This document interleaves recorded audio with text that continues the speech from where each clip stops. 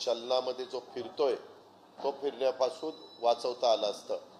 नक्की लोकांना कळायला मार्ग नाही. यावेळेस एक आहे, आपल्याला काही जनतेला रांगेत उभं मागे जसा 500 आणि 1000ची नोट रद्द झाली त्यावेळेस रांगेत उभं राहून खूप मनस्ताप लोकांना सहन करावा लागला.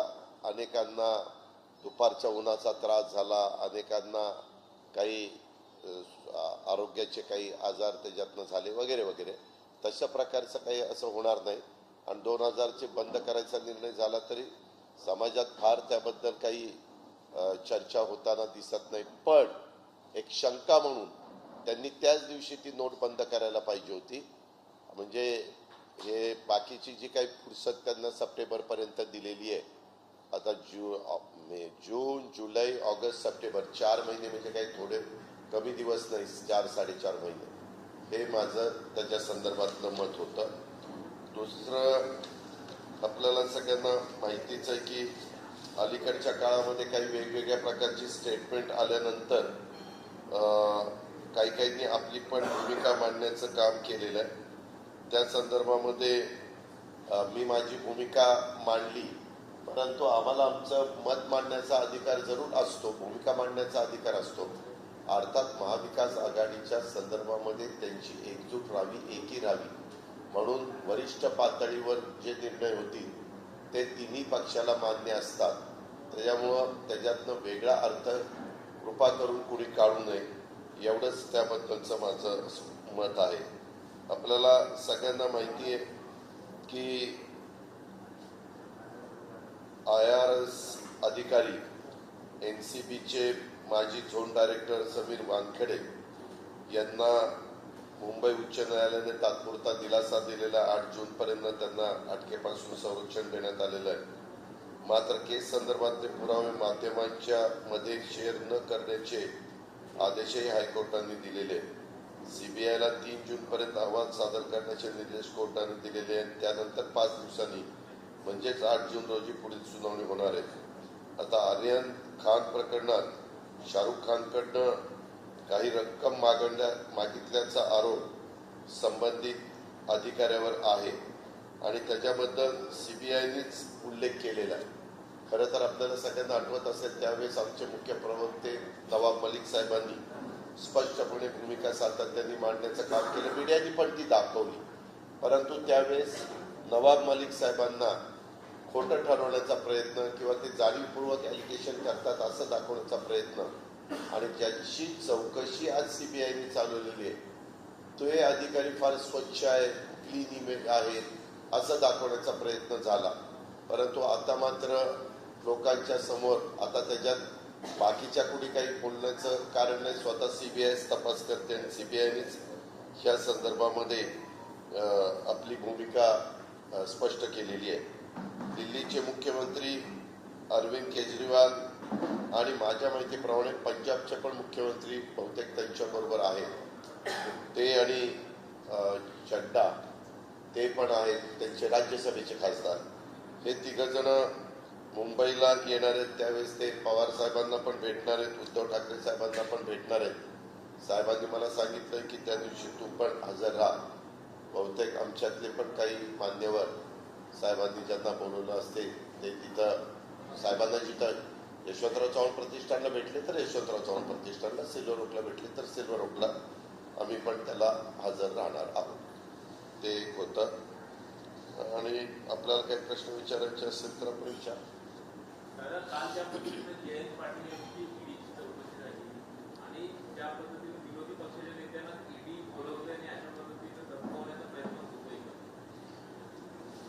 आम्ही म्हणजे सातत्याने याबद्दल सांगितलेलं आहे की वेगवेगळ्या केंद्रीय आणि राज्यस्तरावरच्या ज्या यंत्रणा असतात त्यांना वेगवेगळ्या नागरिकांची चौकशी करण्याचा अधिकार असतो. त्यांना बोलवल्यानंतर ते पूर्णपणे सहकार्य करतात. अशा प्रकारचं आपण सगळे पाहतो.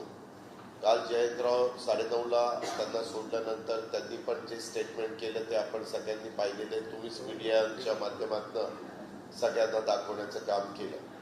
आता याबद्दल दबक्या आवाजामध्ये अनेकदा वेगवेगळे मान्यवर वेगवेगळी भूमिका बोलतात.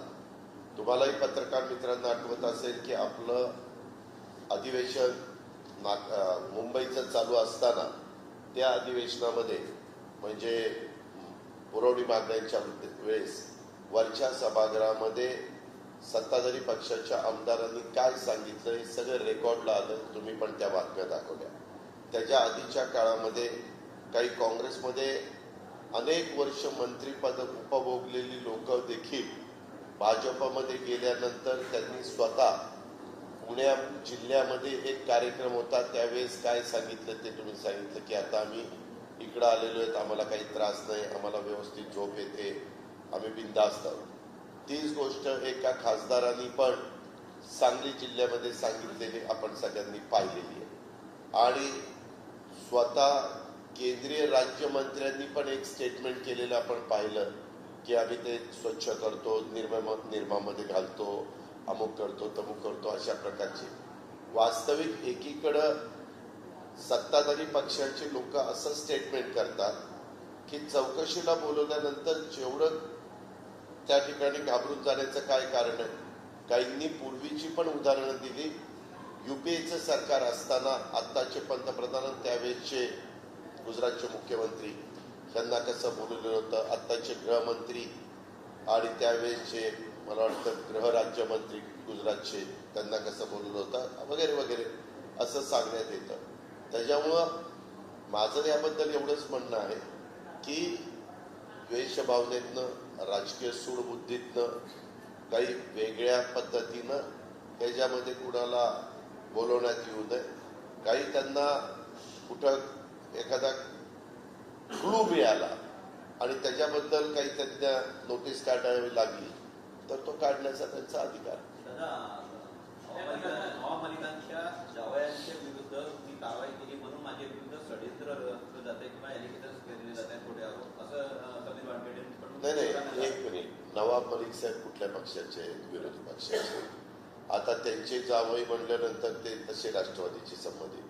राष्ट्रवादीचे संबंधित असताना असं करण्याचं कारण काय? हे निव्वळ काही बेसलेस स्टेटमेंट आहेत, त्याला काही अर्थ नाही. त्या संदर्भामध्ये सीबीआय चौकशी करते. आता सीबीआय चौकशी करत असताना सीबीआयला काय, सीबीआय किंवा केंद्रीय आणि राज्य स्तरावरच्या तपास यंत्रणा त्यांना काही माहिती मिळाल्यानंतर ते चौकशी करत असतात.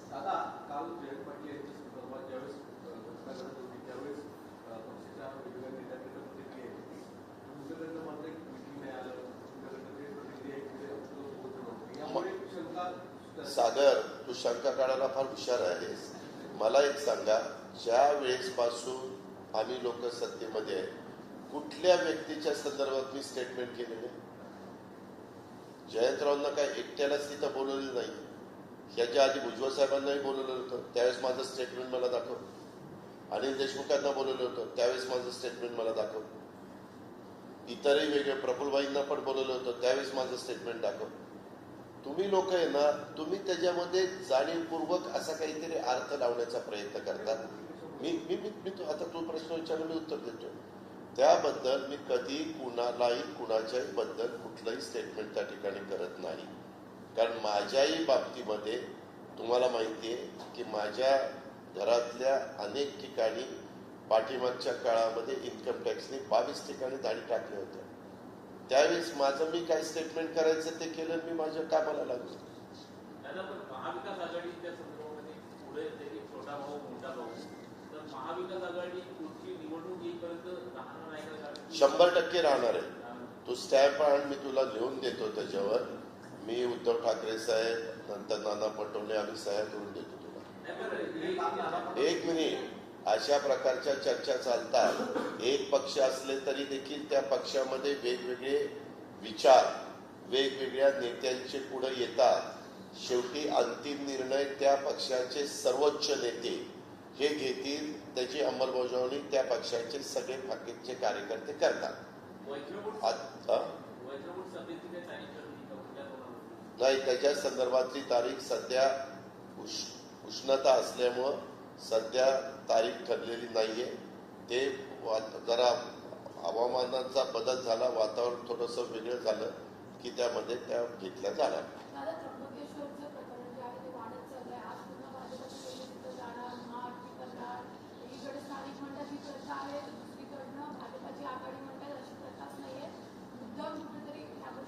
कसली प्रथा नाहीये. आपण त्र्यंबकेश्वरला जावा. मी हिरामण खोसकरशी बोललो, मी भुजबळ साहेबांशी बोललो, मी नाशिक जिल्ह्यातल्या अनेक मान्यवरांशी बोललो. आपल्यालाही माहिती आहे की मणिपूर सारख्या दंगलमध्ये जी झाली त्या दंगलीचा किती परिणाम झाला. उलट मेरी कोमनी त्यावेळेस आव्हान केलेलं होतं की केंद्र सरकारने, राज्य सरकारने ह्यामध्ये ताबडतोब हस्तक्षेप करावा. आणि मणिपूरमध्ये 8 जिल्ह्यामध्ये जी दंगल झाली होती त्याच्यात अनेक निष्पाप लोकांची घरं जाळली गेलेली होती, अनेक जण बेघर झालेले होते, 55 ते 60 जण निष्पाप लोक त्याच्यामध्ये मारले गेलेले होते, अनेक जखमी झालेले होते. तशा पद्धतीनं खरं देशात कुठेही घडता कामा नये. परंतु औरंगाबादमध्ये, अकोला शेवगावमध्ये हायकोर्टाने सांगितले संभाजीनगर नाही औरंगाबाद म्हणायचं म्हणून औरंगाबाद नाही, तर पुन्हा अजित पवार छत्रपती संभाजीनगर म्हणाले नाही, औरंगाबाद म्हणाले. आपल्याला संविधानाचा आदर करावा लागतो, कोर्टाचं ऐकावं लागतं. त्याच्यावर औरंगाबाद, अकोला, शेवगाव, अहमदनगरचं आणि त्र्यंबकेश्वर इथं वेगवेगळ्या प्रकारच्या दंगली झाल्या. काय कारण होतं?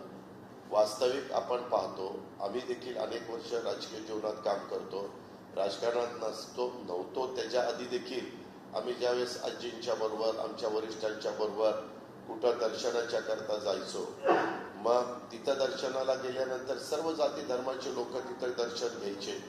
आणि आपल्यामध्ये पद्धतच आहे, तुम्हाला देवाचं दर्शन घ्यायचं असेल, तुम्हाला गुरुद्वारामध्ये जायचं असेल, तुम्हाला चर्चमध्ये जायचं असेल, तुम्हाला कुठं दर्ग्यामध्ये जायचं असेल, कुठं चादर चढवायची असेल तर आपण जातो, चढवतो.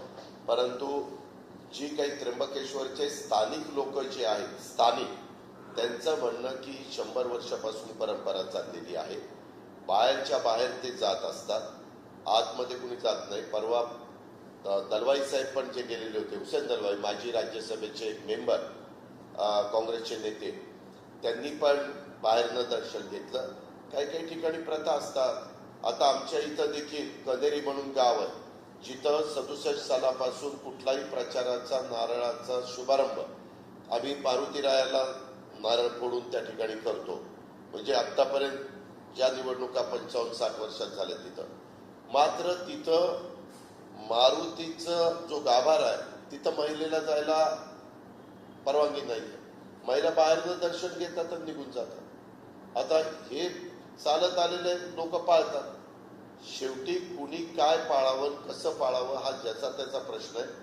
परंतु भावनिक मुद्दा करू नका, ह्याच्यामध्ये राजकारण आणू नका, ह्याच्यामध्ये जातीमध्ये तेढ निर्माण होईल, जाती जातीमध्ये, धर्माधर्मामध्ये, पंथामतामध्ये असं होता कामा नये, असं आमचं याबद्दलचं आव्हान आहे.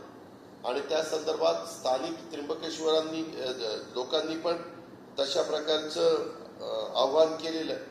ते म्हणतात की आमच्याकडे ती परंपरा वर्षानुवर्ष चालू, 100 वर्षाची परंपरा, असं त्यांनी पण सांगितले.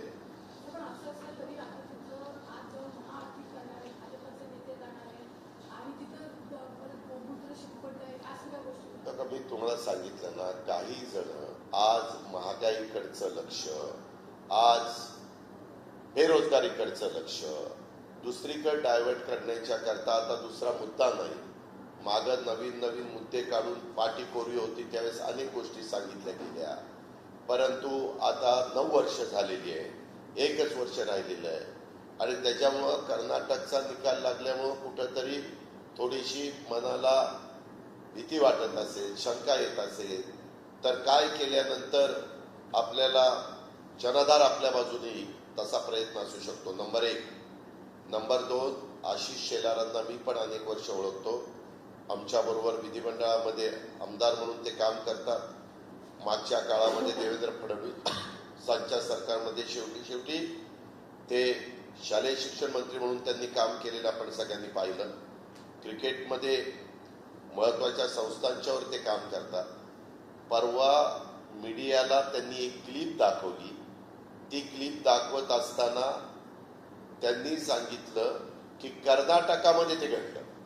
तुम्ही नीट आठवा, तुम्ही अजूनही क्लिप पाहा. आणि दाखवलं की कर्नाटकामध्ये गायीच्या बद्दल कशा प्रकारे चाललेलं आहे, गायीची हत्या कशी केलेली आहे. त्याच्या खोलात गेल्यानंतर ती मणिपूरची हे होती, क्लिप होती. आता जर एका महत्वाच्या केंद्रात राज्यामध्ये सत्तेवर असणाऱ्या एका प्रमुख पक्षाचा नेता जर उद्याच्याला एवढं लोकांच्या, मी म्हणतो इतरांनी कुणी दाखवली असती तर मी समजू शकलो असतो. आता मी किंवा भुजबळ साहेबांनी, जयंत पाटील साहेबांनी, सुनील तटकरेंनी, धनंजय मुंडेंनी, इतर मान्यवरांनी प्रेस कॉन्फरन्स घेत असताना एखादी क्लिप दाखवण्याचा प्रयत्न केला तर आम्ही पहिल्यांदा त्याची शहानिशा केली पाहिजे की बाबा त्याच्यात तथ्य आहे का नाही. तथ्य नसेल आणि तर दाखवलं तर आम्ही जबाबदार असतो त्याला. त्याच्यावर आशिष शेलारांनी दाखवलेली धडधडीत ती मणिपूरची आणि मणिपूरचे भाजपच्या नेत्यांनी काय स्टेटमेंट केलं तेही तुम्ही काही चॅनलमध्ये पाहिलेलं की त्यांचा आहार काय, ते काय करतात, कसं करतात. इव्हन गोव्यामध्ये देखील काय चालतंय त्याची माहिती तुम्ही घ्या. आपल्या महाराष्ट्रामध्ये गोवंश हत्या बंदी आहे याबद्दल दुमत नाही, परंतु आपला जो काही भारत देश आहे, अनेक रंगाची लोक इथे राहतात, 18 पगड जातीची लोक राहतात, 12 बलुतेदार राहतात. प्रत्येकाचा आहार, प्रत्येकाचा पोशाख हा वेगवेगळा असतो. ही आपली भारतीय संस्कृती, हे भारतीय परंपरा आहे. मध्ये देखील पोशाखावरून देखील देवदर्शनाला जात असताना काय पोशाख असावा याबद्दल पण काही वक्तव्य आली.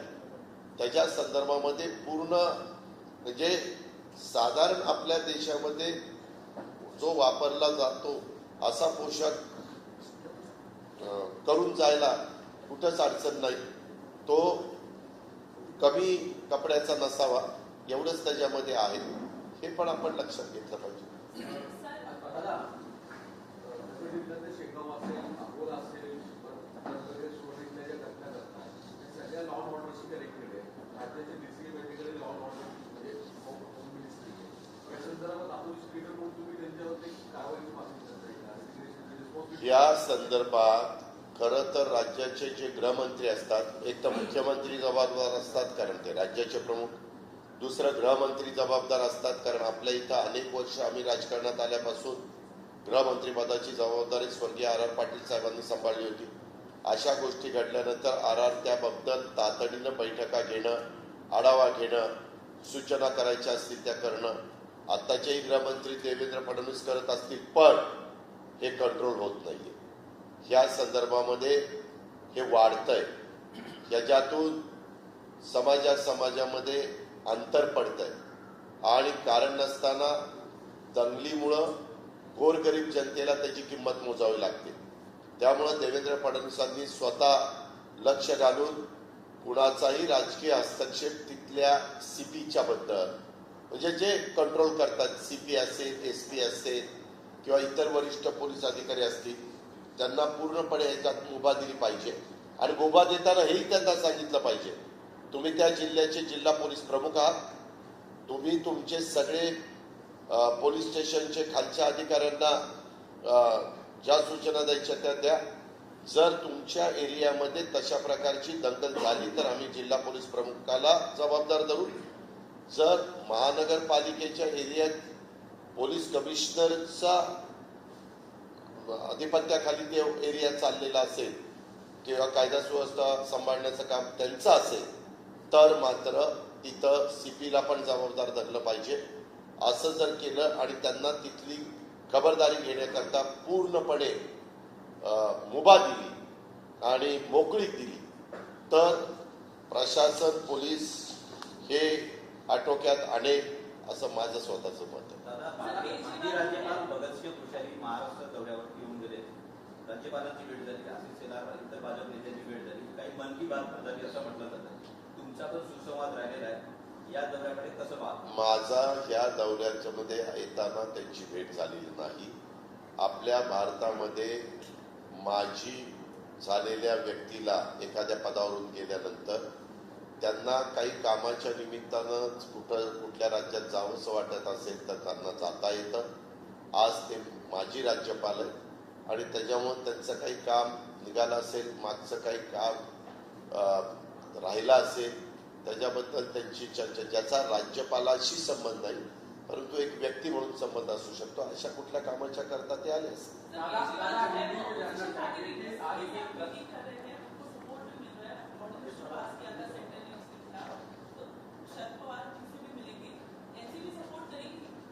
अभी तक हम उनकी और पवार साहब की मीटिंग हुई नहीं. मैंने कहा कि साहब ने मुझे मैसेज दिया है कि उस दिन तू भी उस मीटिंग के लिए आना है, तो मैं जाऊंगा. तब हम वो क्या बात करते हैं, क्या उनका रवैया है, वो देखेंगे, उनके बारे में सोचेंगे और हम तो वहाँ सुनने का काम करेंगे. पवार साहब भी उसके बारे में पार्टी का जो भी लाइन है, पार्टी की लाइन क्या होनी चाहिए, उसके बारे में खुद पवार साहब उनके साथ बात करेंगे. हाँ, संजय राऊत म्हणतात की आम्ही 19 जागा जिंकलेल्या आहेत, 19 जागा आम्ही लढवत आहोत आणि एक चर्चा अशी की 16-16-16चा फॉर्म्युला ठरला. 16-16-16चा फॉर्म्युला ठरलेलाही मला माहित नाही. मात्र मागे मी उद्धव ठाकरे साहेबांशी बोललो होतो, त्यावेळेस ते म्हणालेले होते की आम्ही मागच्या काळामध्ये जिंकलेल्या जागा आम्हाला राहाव्या अशी आमची इच्छा आहे, अशी त्यांनी त्यावेळेस व्यक्त केलेली होती. अजून त्याची पुढे कुठलीही चर्चा सुरू झाली नाही. तिन्ही पक्षांचे लोक नेमले जाणार आहेत आणि मग चर्चा सुरू होणार आहे. चर्चा सुरू होत असताना साधारण चर्चेला कुठं अडथळा येऊ नये म्हणून शिवसेना, काँग्रेस आणि राष्ट्रवादीचे आता सिटिंग MPs आहेत, तेवढ्या जागा बाजूला ठेवून 25 जागांची पहिली चर्चा करावी. 25 जागेमध्ये तर चर्चा करायला काही अडचण नाही, कारण त्या जागा आज आमच्या तिन्ही पक्षांकडे नाही. परंतु कुठंतरी चर्चाच थांबवावी, अशी आमची थांबून जावी असा कुठलाही मुद्दा पुढे येऊ नये. आणि मग शेवटी कधी पण आम्ही आणि काँग्रेस पण आघाडी करत असताना मला 2004 आठवतोय, 2009 आठवतोय किंवा 2019 आठवत आहे. त्यावेळेस काही जागांच्या बद्दल आपण निगोसिएशन करतो, जागेची अदलाबदल करतो, ती होऊ शकते. अर्थात संमती. सोलापूर जिल्ह्यावर काँग्रेसचे नानापर्यंत दौरा होता. दौऱ्यादरम्यान त्यांनी एनसीपीकडे कायम लढवत असलेला माडा या लोकसभा मतदारसंघावर दावा केलेला. मी तुम्हाला सांगितलं ना की 25 जागा आता रिक्त आहेत. चर्चा करताना तिथं ते सांगतील ना, तिथं सांगतील, ते तिन्ही पक्षाचे लोक चर्चा करतील आणि मग वरिष्ठ पातळीवर फायनल होईल. जयपाल साहेबांचं एक आता प्रतिक्रियेनंतर करायची की मला राज्यातल्या महाविकास आघाडीचे इतर महत्वाचे नेत्याचे काम झाले. मी सांगितलं ना, मी आत्ताच तुम्हाला सांगितलं मी फोन केला नाही. मी कुणाचाही फोन केला नाही आज एक सांगितलं. मी भुजबळ साहेबांना फोन केला नाही, कुणालाही फोन केला नाही. आता भेटल्यावर फोन करण्यापेक्षा भेटल्यावरच समक्ष बोलू ना. का अहो, आम्ही ज्यावेळेस भेटू त्यावेळेस बोलू ना. मी आता इथनं तुमचं झाल्यानंतर विधान भवनातलं माझं ऑफिस आहे, तिकडे जाणार. आज त्र्यंबकेश्वर में बीजेपी महाआरती कर रही है और कह रही है वहां पर हिंदुओं की जनसंख्या कम करने का एक षड्यंत्र चल रहा है और उसके पीछे महाविकास आघाड़ी काम कर रही है. ऐसी महाविकास आघाड़ी कहीं भी षड्यंत्र नहीं कर रही है. हमारा सबको साथ लेने का हमारा काम है. जो शाहू फुले अम्बेडकर जी ने बताया है उसी रास्ते से हम जा रहे हैं. हमारे युग पुरुष छत्रपति शिवाजी महाराज जी ने जो बताया है उसी रास्ते से हम जा रहे हैं. ये सेक्युलर देश है, उसी हिसाब से देश में काम होना चाहिए, ऐसा हमारा कहना है. दादा, जयंत पाटिल की कल 11 घंटे लंबी पूछताछ होना कैसे देखते हैं और खास करके एक के बाद एक एनसीपी के करीब सभी नेताओं को नोटिस और समन था. वो अधिकार केंद्र सरकार के जो जिनको इंक्वायरी करने का अधिकार है वो एजेंसी का है, स्टेट के एजेंसी का है. वो उनके हिसाब से काम कर रहे हैं. उसके बारे में हमें किसी को भी कुछ सवाल पूछने के बाद हम उसमें सहयोग करते हैं. क्या महाविकास आघाड़ी को टारगेट किया है, पॉलिटिकली टारगेट किया जा रहा है? या आपने सोचना चाहिए किया है या नहीं किया है. सब लोग देख रहे हैं.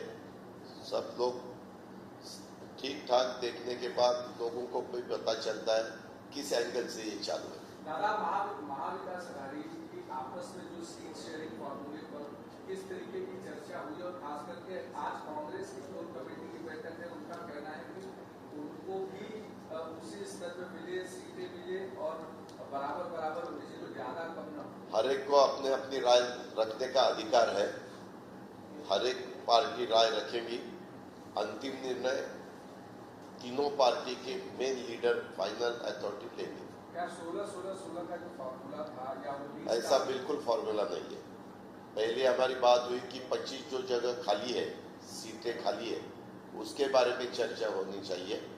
48 में से 25 सीट्स जो खाली है वो, और वो उसका जो कौन 25 में से कौन कांग्रेस को कितनी उसमें मिलनी चाहिए, एनसीपी को कितनी और शिवसेना उद्धव बाळासाहेब ठाकरे जी को कितनी, वो होने के बाद 23 के बारे में चर्चा होगी। दादा, नवाब मलिक हमेशा समीर वानखेड़े को लेकर कहते थे कि करप्शन हो रहा है वहाँ पर, जानबूझ करके एक ऑफिसर कुछ लोगों को फंसा रहा है, लेकिन उस समय में बीजेपी के लोग जाकर प्रोटेस्ट करते थे समीर वानखेड़े के समर्थन में। अब सीबीआई और एनसीबी दोनों ने मामला रजिस्टर करके दोनों इंक्वायरी कर रहे हैं, इसको कैसे करें? अभी सीबीआई इंक्वायरी कर रहे हैं। सीबीआई की इंक्वायरी पूरी होने के बाद पूरा क्या मामला है वो सबके सामने आ जाएगा। अभी इंक्वायरी चालू है, इसके लिए हम उसके बारे में ज़्यादा बात करने की मुझे ज़रूरत नहीं। लेकिन तब के नवाब भाई के जो भी उन्होंने कहा था, ये बहुत कुछ सही निकल रहा है, ऐसा सीबीआई की तरफ से सुनने को मिलता है। 2000 का नोट जो बंद करने का सरकार ने फैसला लिया कि 30 सितंबर के बाद बंद कर देंगे, इस फैसले को कैसे देखते हैं, क्योंकि आज से करेंसी बदलनी शुरू हुई है? ये आरबीआई का अधिकार है, सेंट्रल गवर्नमेंट का अधिकार है, फाइनेंस डिपार्टमेंट का अधिकार है, सेंट्रल का।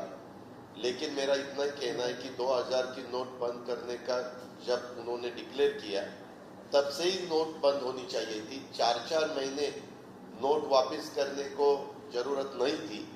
तो वो तो पूरा पैसा जिनके पास है, एक तो गरीब के पास, मिडिल क्लास के पास 2000 की नोट रहती ही नहीं, और थोड़े बहुत उनके पास रहेंगे तो वो तुरंत वापस कर सकते हैं, चेंज कर सकते हैं। लेकिन जिनके पास ब्लैक मनी हम कहते हैं, वैसा बड़ा पैमाने पे ब्लैक मनी जिसके पास है, वो पैसा लोगों की गवर्नमेंट को मिलना चाहिए था, आरबीआई को मिलना चाहिए था। वो 4 महीने तक टाइम दिया है, उसमें मिलेगा ऐसा मुझे नहीं लगता। अरविंद केजरीवाल मुंबई आ रहे हैं, शरद पवार जी से मुलाकात करेंगे, उद्धव ठाकरे से मुलाकात करेंगे, लगातार ये दूसरी मुलाकात है। इस तरह से राज्यसभा में भी वो अपना ट्रांसफर पोस्टिंग को लेकर समर्थन मांग रहे हैं। इस दौरे को किस तरह देख रहे हैं कि लगातार वो महाराष्ट्र के दौरे पर? हर एक अपोजिशन लीडर को, अलग अलग स्टेट के चीफ मिनिस्टरों को कोई भी जगह जाके किसी को भी मिलने का पूरा अधिकार है। या उद्धव जी को और पवार साहब को मिलने के लिए 24-25 को 2 दिन के मुंबई टूर पे अरविंद केजरीवाल और उनके पंजाब के चीफ मिनिस्टर और कोई उनके साथी राज्यसभा के मेंबर आने वाले हैं, ऐसे मुझे मालूमात मिली है। तो आने के बाद पवार साहब के साथ मीटिंग होगी, तब मैं भी वहाँ रहूँगा। मुझे भी साहब ने कहा है, बाकी भी हमारे साथियों को साहब ने बताया होगा, चाहे जयंत पाटिल और इतर लोग। तो आने के बाद वो क्या राय रखते हैं, कौन, केजरीवाल जी और उनके दूसरे पंजाब के चीफ मिनिस्टर, उसके बाद पवार साहब उनका क्या कहना है, पार्टी का क्या कहना है, अपोजिशन वालों ने क्या करना चाहिए, उसके साथ उसके बारे में बातें होगी। दादा, जिन पार्टियों को अरविंद केजरीवाल अपने राजनीतिक कैरियर की शुरुआत में पहले से गालियां देते रहे, उनको करप्ट कहते रहे, आज उन्हीं पार्टियों के साथ जाकर वो कंधे से कंधा मिलाकर खड़े हैं। चाहे महाराष्ट्र में देखें, कांग्रेस के साथ जाना चाह रहे हैं, दिल्ली में बैठक कर रहे हैं, महाराष्ट्र आ रहे हैं, दूसरे राज्यों में जा रहे हैं। अरविंद केजरीवाल की इस राजनीति को आप किस तरह से देखते हैं? उन्होंने जब एलिगेशन की तब वो पॉलिटिक्स में नहीं थे, उन्होंने शुरू में वैसा एलिगेशन किया, तब वहाँ मेरे ख्याल से आंदोलन चालू था दिल्ली में और इंडिया गेट पे। तो उसके बारे में वो स्टेटमेंट होने के बाद वो चीफ मिनिस्टर बने 5 साल, फिर वापस वो रिपीट हुए चीफ मिनिस्टर के नाते, और फिर उनको इतने सालों में पता चला होगा कि क्या है सही है क्या गलत है, समझे ना। तो कभी कभी ऐसा होता है, जैसे कल आशीष शेलार जी ने जो बताया वो मणिपुर का, वो गलत था, वो मीडिया ने दिखाया कि वो कैसा गलत है। कभी कभी ब्रीफिंग अलग तरह से हुआ, तो ब्रीफिंग होने के बाद आप जो स्टेटमेंट करते कि वो ब्रीफिंग के हिसाब से करते, आपने किसके ऊपर भरोसा रखना चाहिए और किसके ऊपर भरोसा नहीं रखना चाहिए, वो हर एक का अधिकार रहता है। मतलब आप भी मान रहे हैं कि राजनीति में आने के बाद केजरीवाल में बदलाव आया है? तो बदलाव नहीं, वो सवाल उनको पूछना चाहिए। मैंने उसके बारे में मुझे जो कुछ लगता है मेरे मन को, वो मैंने आपके सामने रखा है। दादा, पुण्यामध्ये भाजपचा मेळावा काही दिवसांपूर्वी झाला. त्या दिवशी फडणवीस यांनी मेळावा नाही झाला, कार्यकारिणी झाली. त्याच्यामध्ये बोलताना फडणवीस यांनी एक उत्तर दिलं की राज्यामध्ये कर्नाटक पार्टी कुठल्याही चालणार नाही, फक्त मोदी पार्टी चालणार. ठीक आहे, त्यांना तसं वाटतं. त्यांच्या कार्यकर्त्यांना कर्नाटकची निवडणूक जाऊन 4-5 दिवस झाले, त्यांना नावभेद होऊ नये, ते खचू नये, त्यांना जरा मॉरली सपोर्ट मिळावा म्हणून असं बोलावं लागतं. सागर, ही राजकारणातलं भाग आहे, त्याच्यामुळं ते तसं बोलणार. आता आम्ही कुणीही तसं बोललो तरी शेवटी मतदार राजाच्या हातात आहे. ह्यावेळेस एक्झिट पोल सगळ्यांचे पोल म्हणून पडले गेले. काय दाखवत होते की कुठंतरी थोड्या मतांनी काँग्रेस येईल. काँग्रेस तर चांगली मेजॉरिटीनं आली. म्हणजे सुरुवातीला निकाल लागत असताना तुम्हीच मीडियामध्ये दाखवत होता की तुम्ही म्हणजे वेगवेगळे चॅनल, तुम्ही पर्टिक्युलर तुमच्यावर घेऊ नका, वेगवेगळे चॅनल, की विमानं तयार ठेवलेले, इथून हैदराबादला घेऊन जाणारे, का तर 110, 112 असा आकडा राहिला असता किंवा 100, तर मग कुणाची तरी मदत घ्यावी लागली असती. त्याच्यामुळे त्यांनी तशी सुरुवात केली. पण ज्यावेळेस आकडा 135च्या पुढे गेला, विमानं गेली, हैदराबाद गेलं, सगळं गेलं, बेंगलोर आहे ते बेंगलोर. कारण ते दुसरे जे त्याच्यात अपोजिशन होते ते तर 65 वरच थांबले. त्याच्यावर त्यांना 50% मिळवणं दुरापास्तच होतं. शेवटी कसं असतं, त्या त्या वेळेसची परिस्थिती बघून लोकांना निर्णय घ्यावे लागतात. काही तासांनी परिस्थिती बदलली की मग आपोआप त्याच्यामध्ये चेंजेस होतात. हे आपण आता परवाच मी उदाहरण तुम्हाला दिलं. दादा, बीजेपी 30 मई से 30 जून तक 1 महीने का एक कार्यक्रम चला रही है, मोदी एट 9. मतलब 9 सालों में मोदी ने जो डिसीजन लिए उनको लोगों तक लेकर जाएगी. तो क्या उसमें जो राजनीतिक डिसीजन हुए कुछ होगी आपकी? उनका जो अधिकार है, उनकी पार्टी है, उनकी पार्टी मोदी साहब के नाम के ऊपर ही उन्होंने देश में सिंगल लार्जेस्ट पार्टी के नाते देश में कमांड संभाली है. दो दफा, यानी 2014, 2019, बराबर है. तो इसीलिए उनको ऐसा लगा होगा कर्नाटक का नतीजा आने के बाद कि अपने को 9 साल में जो भी काम किया है वो लोगों को दिखाना चाहिए, क्योंकि लोगों की शॉर्ट मेमोरी रहती है. इसीलिए बार बार उनको याद लाना चाहिए. वो जैसे वो लाने की कोशिश करेंगे, वैसे अपोजिशन वाले भी लाने की कोशिश करेंगे. 2014 में गैस सिलेंडर का रेट 400 रुपया था, अभी कितना रुपया हुआ है. 2014 में पेट्रोल 70 रुपया था, अभी कितना है. 2014 में या डॉलर का रेट कितना था, अभी कितना है. सब वो उनके हिसाब से दिखाएंगे, अपोजिशन वाले उनके हिसाब से दिखाएंगे. फिर वोटर सोचेंगे क्या सही है क्या नहीं है, फिर वो जाके बटन दबाएंगे. 25 को इमरजेंसी के कुछ वीडियो क्लिप्स भी बीजेपी तैयार कर रही है. हुआ ना, इमरजेंसी 1975 में आई थी. 75 के 25 साल के बाद 2000, उसके बाद 23 साल, 48 साल हो गए. वो जनरेशन कहां से कहां गई. अभी नई जनरेशन तब पैदा भी नहीं हुई थी इमरजेंसी के जमाने में।